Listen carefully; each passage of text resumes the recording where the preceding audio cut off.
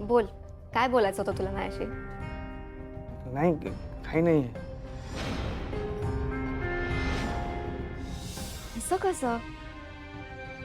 श्रीनिवास, तू मुंबईहून परत आल्यापासून मी बघते, फार विचित्र वागतोयस हा तू. काय एक्झॅक्टली?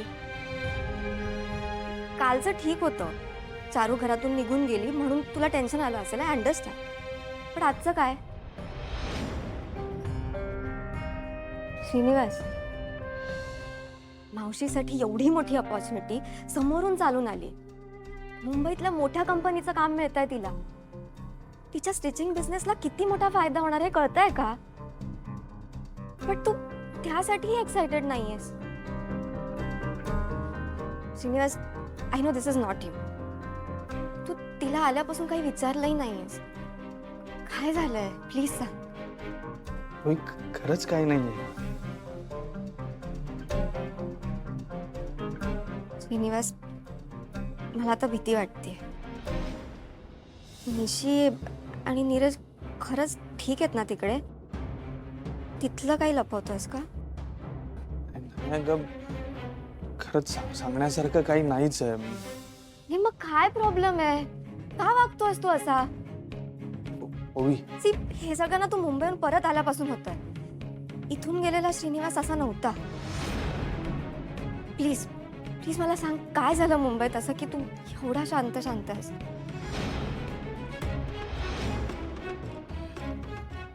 ओवी, मला मला तुला काहीतरी दुसरं सांगायचं.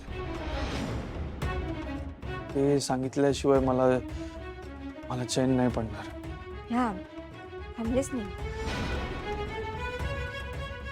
सांग काय झालं? ओवी बघ, मी जेव्हा मुंबईला गेलो होतो तेव्हा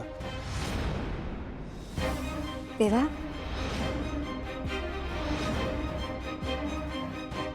होवी,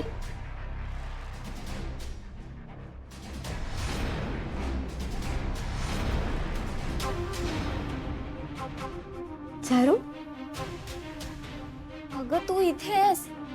मला वाटलं तू डुग्गूचे ट्युशन घेऊन परस्पर निघून गेलीस की काय. का ग, काही काम आहे का? नाही ग, मला तुला फक्त एवढंच विचारायचं होतं की तू मला सुद्धा कथ्थक शिकवशील?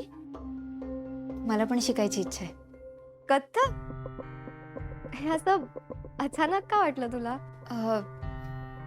कसं आहे ना, आता मी इथे जेवढे दिवस आहे तेवढे दिवस मला तुम्हा सगळ्यांचे चांगले गुण माझ्याबरोबर घेऊन जायचे. त्यासाठी मी प्रयत्न करणार आहे. म्हणून प्लीज असं काही छान शिकले तर माझा वेळ सुद्धा निघून जाईल. चारू, ते सगळं बरोबर आहे अगं, पण कथ्थक असं 2-4 दिवसात नाही शिकतायत. ओके ओके ठीक आहे, तुला शिकायचं ना, मी शिकवेन तुला. अगदीच काय मला घाई नाहीये. पण आता तुला ते सायबर सेंटरला जायचं असेल ना? ओ अरे हो, मी विसरलेच. चला मी येते. ठीक आहे, काहीच हरकत नाही, तू नंतर शिकव. हो. बाय श्रीनिवास. बाय.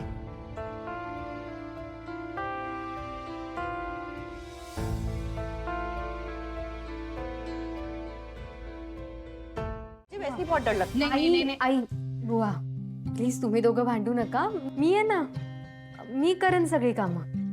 काय? हाँ पर निशी, तुम क्यों करोगी ये सब?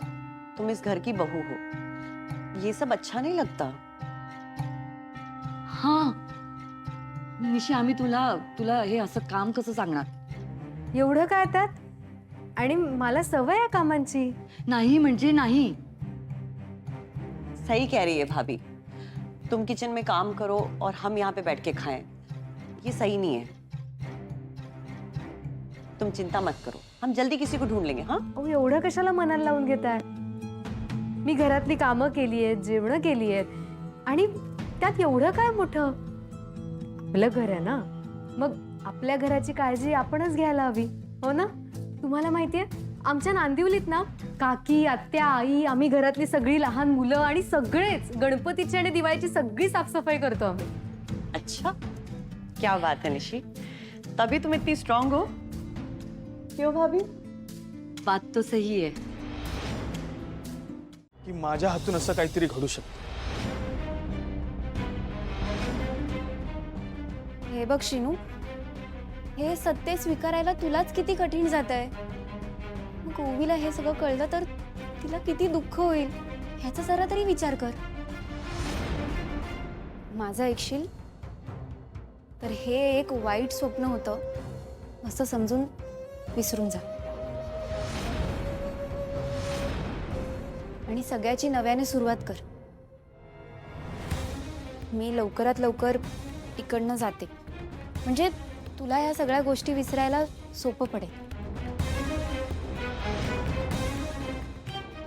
पण प्लीज प्लीज ओवीला ह्यातलं काहीच सांगू नकोस.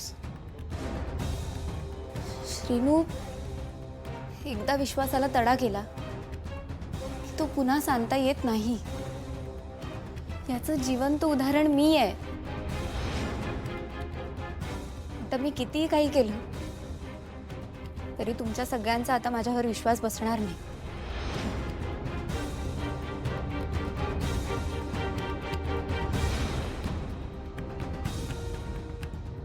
पण ओवीची फसवणूक होते त्याचं काय?